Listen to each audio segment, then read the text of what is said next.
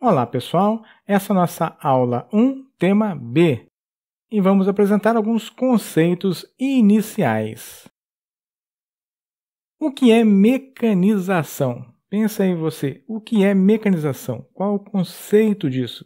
Tem alguma ideia? Vou te dar alguns segundos. Mecanização é o seguinte: o uso de máquinas para substituir o trabalho manual ou animal. Também pode se referir ao uso delas para auxiliar uma operação humana. Então, a mecanização vem para substituir o esforço físico. Gostaria que vocês imaginassem algum exemplo onde a mecanização ajuda bastante o ser humano. Imaginaram? Vou mostrar o meu exemplo. A colheita de cana manual. Temos aí um trabalhador no canavial. É um trabalho bastante complicado. Vamos ver alguns detalhes. Você tem uma grande variação climática. O trabalhador chega cedo, ainda está friozinho. Durante o dia o sol vai rachando, então ele sai desde um friozinho até um calor muito grande. Ele tem que usar uma roupa pesada, tanto para se proteger do sol, quanto da própria cana, que pode ficar machucando, cortando a pele. Então observe que ele usa ali uma proteção na canela para evitar cortes. Exige muito esforço físico. Unilateral, a pessoa usa muito o braço principal para fazer o esforço de corte. Tem o uso de posturas inadequadas, ou seja, a pessoa tem que se agachar, inclinar muito para frente para poder fazer o corte bem rente ao chão, depois levantar, colocar a cana de lado, voltar. Então fica mudando a postura com muita frequência. Respira um ar geralmente muito impuro, né? Às vezes até existe fumaça da própria queimada usada antes de fazer o corte da cana, mas conforme você vai cortando a cana, vai subindo fuligem. Então, a pessoa fica respirando fuligem, é bastante desagradável. Além disso, tem baixas condições de higiene num serviço desse. Não é um banheiro fácil de ser acessado a qualquer momento, então é bastante complicado. Além de tudo isso, ainda existe o grande risco de acidentes. Não é raro as pessoas se cortarem ou a cana esfregar no rosto, proferir um corte, de vez em quando até fincar próximo ao olho. Então é um ambiente muito desgastante. É um serviço puramente manual. E a gente pode resumir isso como um trabalho exaustivo, perigoso e degradante, que pode inclusive levar à invalidez precoce. Sem contar o problema da queimada, que é muito comum na lavoura de cana. Ela traz uma série de problemas, vamos destacar alguns. A poluição do ar, que é a primeira coisa que a gente observa, aquele fumação complicando toda a região. A fuligem vai caindo nas ruas, nas casas. Eu morei, por exemplo, em São Carlos durante meu doutorado e aquela região tem muita cana. Então, quando tinha uma queimada, tinha que correr e fechar a casa toda. Se tinha uma roupa pendurada no varal, recolher rapidamente, porque ia caindo aquelas coisinhas pretas e aquilo sujava tudo. Mas, mesmo fechando a casa, aquilo vai caindo no seu quintal, na sua rua. Depois os veículos vão passando, vão moendo aquilo e levantando uma poeira preta. Então é muito desagradável, faz uma sujeira tremenda. Tem o problema da degradação do solo, óbvio. Com várias e várias queimadas, o solo vai ficando cada vez mais pobre, necessitando de mais correções. Causa a morte de muitos animais que fazem seus ninhos, suas tocas dentro do canavial. E além disso, tem um enorme risco de acidentes nas rodovias por causa da fumaça. É uma série de inconvenientes. Então, a colheita de cana manual é ruim para a população em geral, para a natureza e para o trabalhador em si. Então, quando se fala em mecanização, é isso que vem na minha cabeça, a colheita de cana, que sai da manual e vai para a mecanizada. Então, vamos agora assistir um vídeo que explica algumas coisas da colheita manual de cana. No canavial, o trabalho é duro e pesado. Começa cedo, às 7h30 da manhã. Por 8 horas, esses trabalhadores que vieram de outras atividades agrícolas, em busca de maior remuneração, cortam de 13 a 14 toneladas de cana por dia. A maioria são homens, 20% são mulheres. A média de idade é de 30 anos. Nessa área hoje, 518 pessoas cortam cana. Observem só esses dados que foram passados. 518 pessoas nessa reportagem, 14 toneladas por dia. Cada um consegue colher, em média, 13 a 14, que nos dá um total de 7.252 toneladas, esse grupo total de 518 pessoas.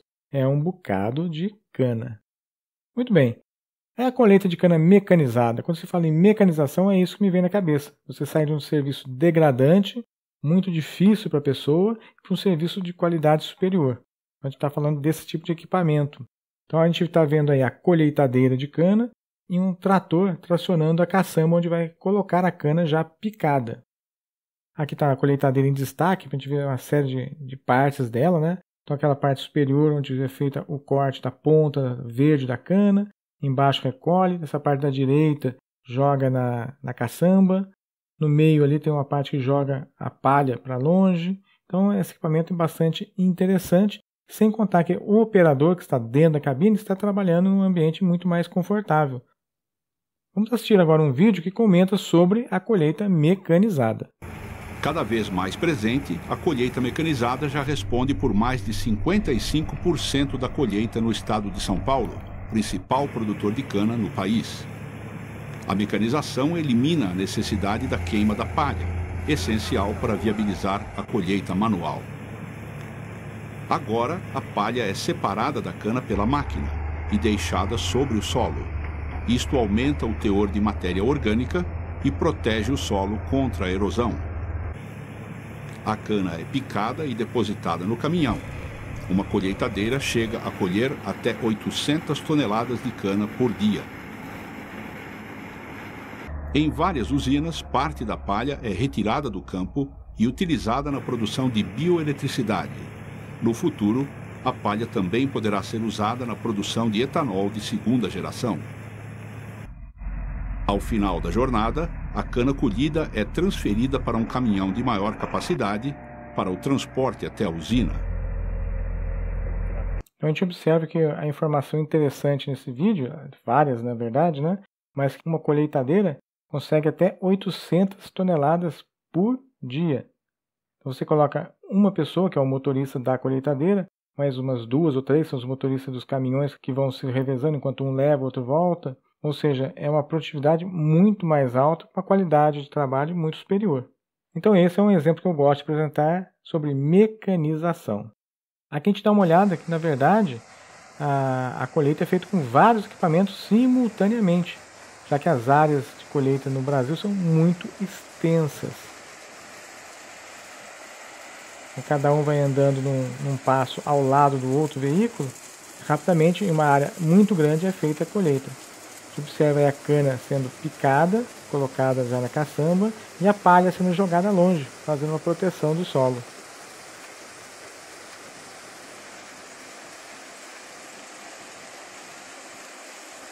Observa a fila de veículos.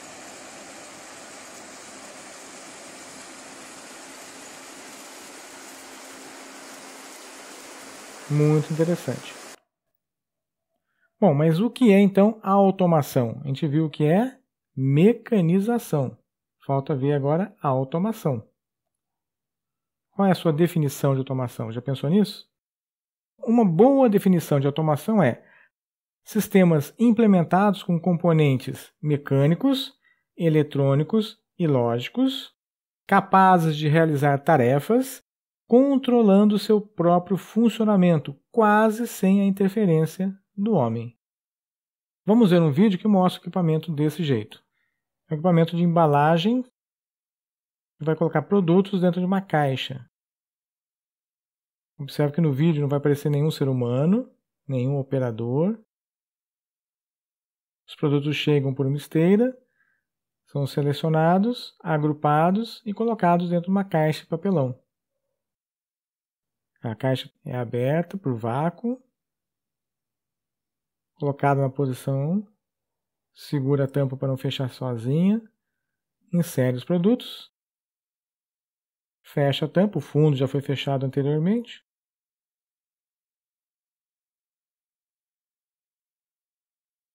E logo que sai na sequência, é passada a fita tanto em cima quanto embaixo.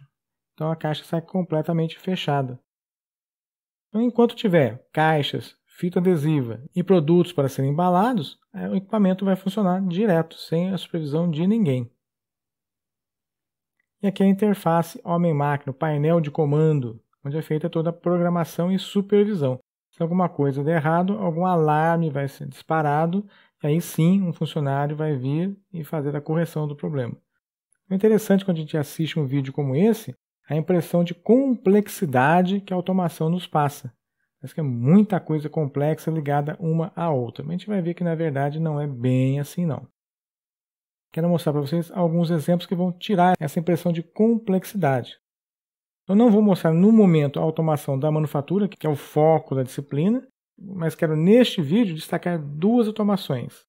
A automação bancária e a automação de supermercados, que são coisas que a gente usa no dia a dia e a gente quase se esquece que tem alguma automação relacionada a isso. Vamos começar com a automação bancária. No começo a coisa era muito diferente. Então pega aí algumas máquinas de contabilidade, observam que são máquinas específicas. Não é uma máquina comum que a gente vê em qualquer mercadinho. É uma máquina de contabilidade. Vão fazer operações específicas para esse tipo de setor. Aqui tem uma imagem no setor de contabilidade com várias máquinas perfuradoras. Isso aí em 1957. Observe a quantidade de pessoas trabalhando com isso. Vamos pegar como exemplo uma Ford lá nos Estados Unidos, no auge da produção veicular. Então você teria milhares e milhares de trabalhadores, cada um com suas especificidades, ou seja, cada um tem o seu salário de acordo com o seu contrato, número de filhos, horas extras, horas em dívida. Então alguém tem que calcular o salário de cada funcionário desse no final do mês. Então tem um registro de cada hora trabalhada durante o mês que vai cair na mão de uma pessoa como essa. Esse registro então tem que ser digitado nesse equipamento e sempre tem alguém que confere. Então não é a pessoa faz uma vez, está resolvido o problema. A pessoa faz e depois alguém tem que fazer uma conferência para não errar no salário da pessoa. Pagar a menos, você vai estar prejudicando o funcionário e correndo o risco de ser processado. Então você tem que garantir que o cálculo do salário vai estar exato. Então era mais de uma pessoa que fazia esse cálculo. Aqui temos o computador IBM 360, lá de 1966. Esse conjunto de equipamentos é um único computador. E nessa época o Itaú adquiriu um computador desse. Ou seja, quando começou a informatizar o sistema de bancos aqui no Brasil. Foi na década de 1980 que começou a questão da fila única. Antes dessa época, você tinha várias filas, cada um num caixa. E, como acontece em caixa do supermercado, geralmente a gente escolhia o caixa errado e ficava preso ali. Também era muito comum a gente ficar na fila, tinha um rapazinho na frente, uma bolsinha pendurada de lado, que era o boy de alguma empresa que ia fazer uma série de atividades no banco. A gente ficava sempre preso atrás deles. E tudo tinha que ser feito no banco. Você ia pagar uma conta de água, uma conta de luz, descontar um cheque. Era tudo no banco, não tinha outro jeito. Hoje em dia a gente tem a facilidade do caixa automático. Se bem que a gente tem usado cada vez menos os caixas automáticos também. Mas já era uma vantagem muito grande, porque você podia imprimir o seu talão de cheque, você pode sacar dinheiro nele, depositar dinheiro nele, depositar cheques. Então você não precisa conversar com uma pessoa, ou seja, você não precisa pegar uma fila de banco. Você vai no caixa eletrônico e resolve a sua vida. Mas hoje em dia, o que a gente faz? A gente usa um telefone celular, um smartphone, e quase tudo que a gente precisa é disponibilizado nesses aplicativos. Uma das poucas coisas que a gente não consegue fazer é retirar o dinheiro pelo celular. Mas que hoje em dia é cada vez menos necessário o dinheiro físico. Praticamente todas as transações que a gente faz com dinheiro virtual. Uma transação bancária por cartão, por boleto. Então a vida moderna no banco foi muito facilitada. Você pegava desde os primórdios, onde você tinha que entrar numa fila para fazer qualquer coisa, e hoje raramente você precisa ir num banco. Então foi uma evolução muito grande. Falar rapidamente também sobre a automação de supermercado. Mas tem automação no supermercado? Olha, a gente pegar essa época dos anos 80 da década passada, a gente viu essa maquininha trabalhar demais. Na remarcação de preço por causa de uma inflação galopante. Era muito comum as pessoas terem que remarcar os preços com uma frequência absurda. Então a gente vê aqui um par de pessoas, sendo que uma está retirando o preço antigo e a outra está remarcando. Qual que é o problema disso? Usa duas pessoas.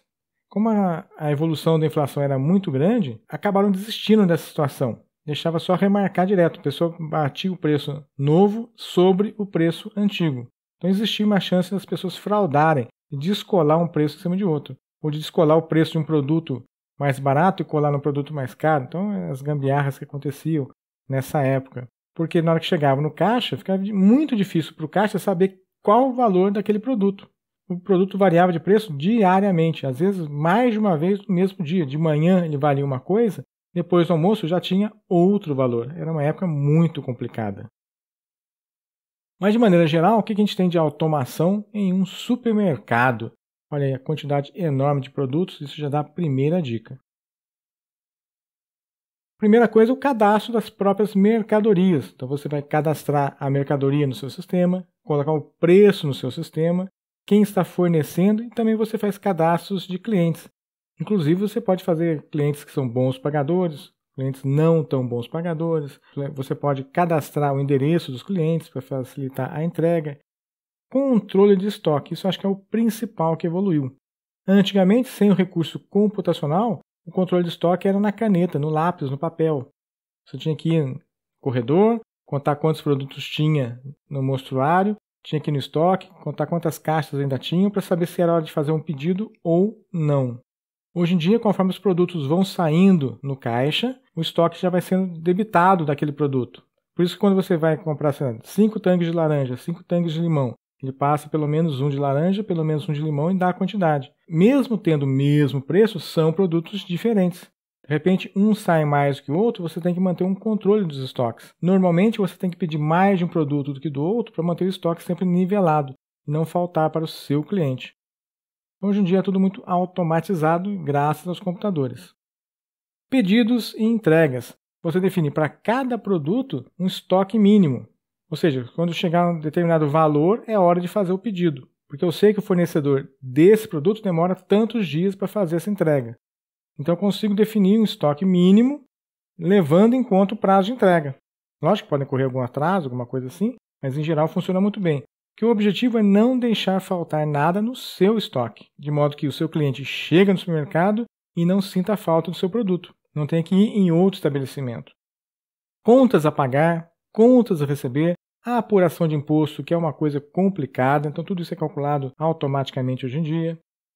E, lógico, a integração dos vários equipamentos que tem no supermercado. Lembra de algum? Vamos destacar alguns desses equipamentos. O principal é o checkout, onde costuma acontecer o nosso contato na hora de pagar. Então, ele tem normalmente uma esteira que vai transportar os produtos, ele vai levando até próximo do operador de caixa, que vai fazendo a passagem dele no leitor de código de barras. Então isso facilita muito, porque antigamente a pessoa tinha que procurar o preço do produto e digitar o preço. Então qual que é o problema? Aquele preço podia estar errado e o caixa podia, sem querer, digitar o valor errado do produto. Então era uma série de coisas que a gente está evitando hoje em dia. Além disso, pode ter uma balança integrada no sistema. Você digita o código do produto, ele já sabe qual que é o preço por quilo e automaticamente é feito o valor dele no sistema. São vários equipamentos que são colocados no checkout que ajudam bastante a acelerar o processo. Temos aí o leitor de cartão magnético, onde é feito o pagamento. Outro equipamento é o próprio leitor de código de barras, que a gente já tinha citado. Esse aqui em específico fica no checkout. Esses terminais de consulta de preços que ficam nos corredores. Caso o cliente não ache o preço, ele passa o código de barras na frente e fica informado rapidamente. Vamos assistir um vídeo que mostra um pouquinho sobre a automação.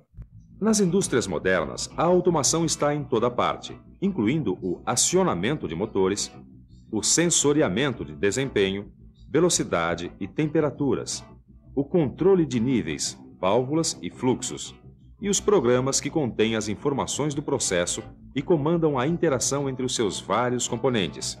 Esses programas também são chamados de softwares. Existem milhares de softwares, de programas de computador para as mais variadas atividades. Automação industrial, bancária, comercial, agrícola, comunicações, transportes. Olha, repare, nas fábricas, nos bancos, nos supermercados, você vê computadores funcionando nos mais diversos sistemas. Para você ter uma ideia de como a coisa funciona, dá uma olhada nesse exemplo. Este aqui é um sistema automatizado para controlar o horário de entrada e saída dos funcionários nessa fábrica. Olha só como ele funciona. Aqui dentro tem um leitor óptico que fica ligado a um computador.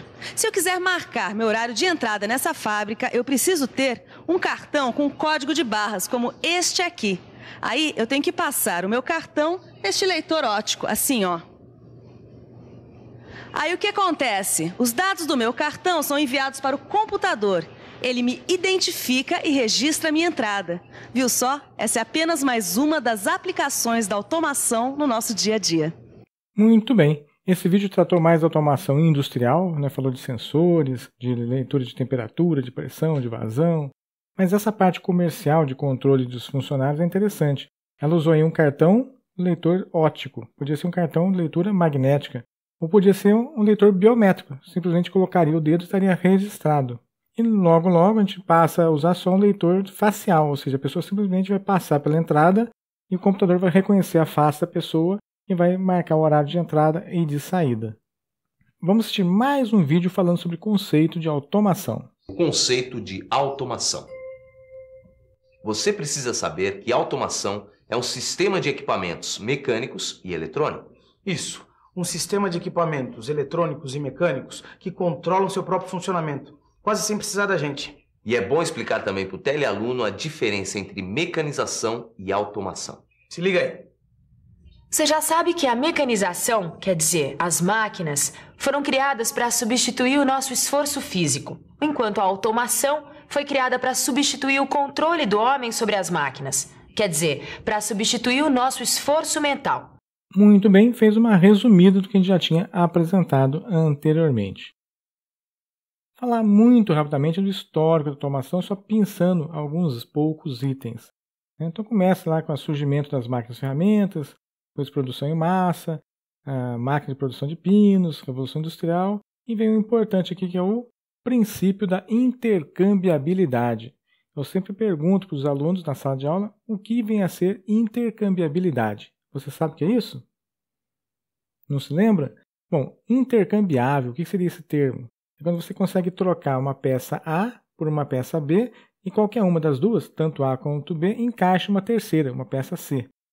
Como é que era feito antes? Isso foi muito pensado numa indústria de armas. Então, quando você montava a sua espingarda, seu rifle, sua pistola, você tinha que fazer pequenos ajustes em cada peça para a pistola funcionar corretamente. Então não existia a questão de tolerância de fabricação. Aí pensaram nessa ideia de intercambiabilidade.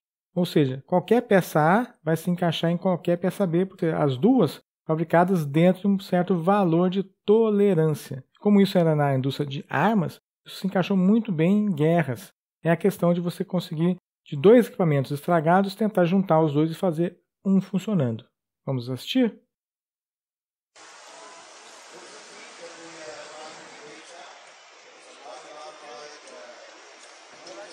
Um desfile militar, pelo jeito. E aí está um Jeep, famoso Jeep, funcionando normalmente.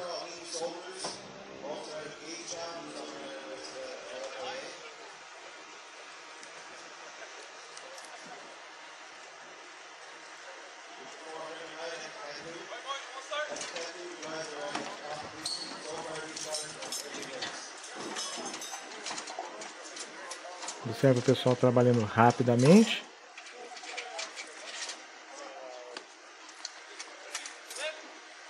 O chassi separado da carenagem.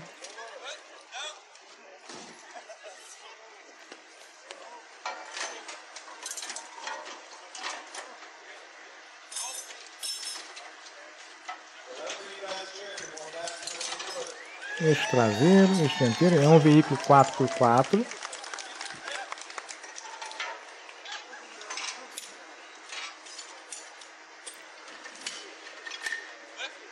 Retirar o motor.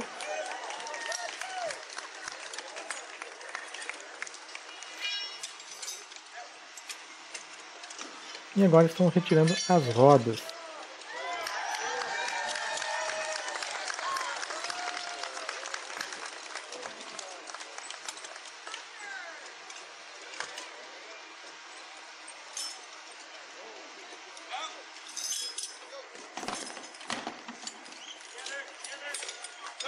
Tá aí o Jeep completamente desmontado em grandes blocos.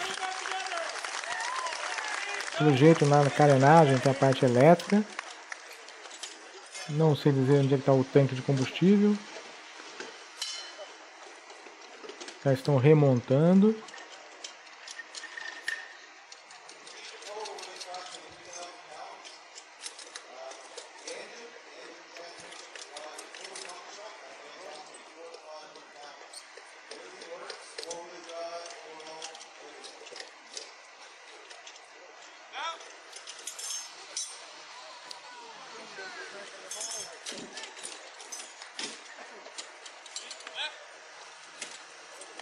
motor sendo colocado novamente no chassi.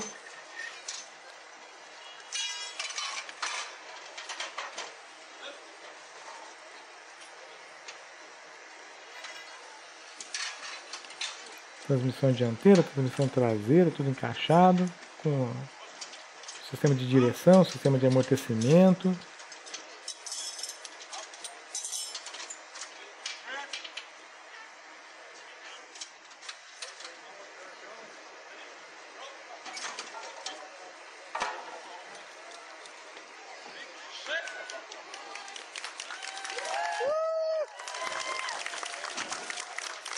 Carenagem no lugar.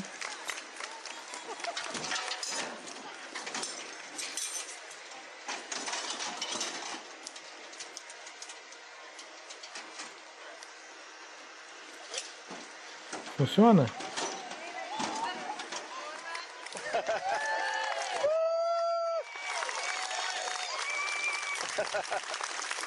Funciona. Então observe que no período de menos de 4 minutos, o Jeep foi completamente desmontado em algumas partes e remontado. Então isso em tempos de guerra é muito interessante. Se você tiver 2 veículos danificados, a chance do dano ser exatamente no mesmo bloco é muito difícil.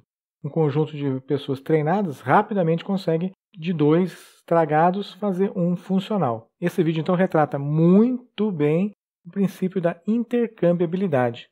Voltando ao nosso histórico, né? Mandrilhadora, torno mecânico e tem o famoso tear de Jacquard, que é esse aqui. Vamos assistir o que é esse tear?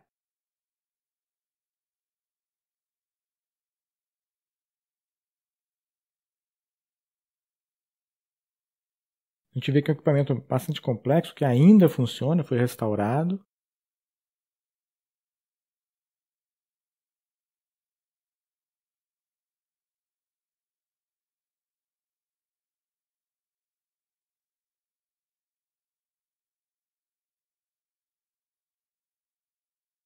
E usando um cartão, vários cartões perfurados, a pessoa define um padrão a ser desenhado pelo tear.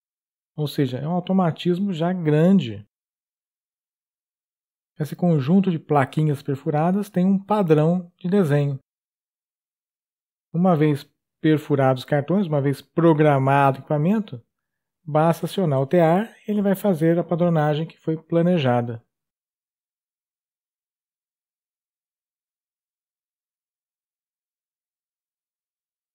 Tá vendo? Só precisa de uma pessoa para operar um tear como esse. Está comentando aí que muito tempo depois os cartões perfurados foram usados nos computadores. Muito bem, conhecemos esse tear automatizado. Uma pessoa conseguia operar ele. Aí tem mais alguns dados históricos, né? Nasce a fresadora CNC, primeira linha automática, robô industrial, linguagem. Eu não vou dar mais detalhes nesses trechos, não. Perguntinha. O trabalho manual vai acabar? O que vocês acham? Pergunta boa essa, não é? Há tarefas em que a relação custo-benefício acaba inviabilizando a automatização. Por exemplo, produtos com ciclo de vida muito curto. Não compensa desenvolver um automatismo que vai custar caro para um produto que não vai ficar muito tempo no mercado. Produtos que são personalizados, requerem muita mão de obra especializada para acertar os detalhes. Fica difícil de automatizar. Produtos com demanda muito variável. Ora vende muito, ora vende pouco. Então, será que compensa automatizar produtos desse tipo? Às vezes você investe uma fortuna para fazer uma alta produtividade nesse produto e em certos momentos a máquina fica completamente parada, já que o produto não está saindo naquele momento. Às vezes você está planejando o produto, você tem que aguardar o mercado aceitar o produto. Então, você não investe uma fortuna na automatização daquilo, que você não tem certeza que vai ser aceito. Então vai ser um dinheiro perdido. Se sim, o produto começar a sair bem, começar a ter demanda por ele, aí começa a ser interessante fazer um investimento maior e começar a automatizar. Então o trabalho manual ainda deve continuar durante bastante tempo. Quando automatizar? Já se perguntaram isso? Então a gente automatiza para quê? Para aumentar a produtividade. Você tem que ter uma produtividade elevada para atender o seu mercado consumidor. você tem que reduzir os custos de manufatura. Lógico, você tem um investimento inicial muito grande para fazer a automação, mas você passa a produzir mais rapidamente. Então, na média, cada unidade custa mais barato. Você está reduzindo os custos. Melhorar a qualidade do produto. Você quer manter uma consistência entre os itens produzidos, manter um índice de qualidade muito parecido entre um e outro. Aumentar a flexibilidade, de modo que você possa produzir versões do produto. Isso é interessante. Diminuir o tempo de produção. Quanto mais rápido você produz, mais cedo esse produto chega no mercado consumidor e mais chance de você vencer a concorrência. Então, quanto mais rápido, melhor. E, finalmente, substituir o homem em trabalho perigoso ou trabalho tedioso. Isso é bacana também. Mas se a gente for parar para pensar, esses itens de cima têm o objetivo de manter a competitividade no mercado. Isso é o fundamental para a empresa sobreviver, manter-se competitiva. Então, por consequência, a gente acaba tirando o homem do trabalho perigoso ou tedioso. Isso é bacana também. Estratégia para automatizar. Princípio USA. O que será essa sigla? Não é Estados Unidos da América, já vou adiantando. O U vem de understand. Você tem que primeiro compreender o processo que já existe. Ou seja, você vai fazer umas análises, fazer uma verificação de como aquilo funciona no momento. Depois você vai simplificar, vai otimizar o processo de modo a ficar o mais enxuto possível para só então, na última etapa, automatizar. Se você não faz uso dessa estratégia, a chance de você produzir coisas ruins mais rapidamente é muito grande. Ninguém quer isso, certo? Muito bem, pessoal. Nosso item B está encerrado. Até mais!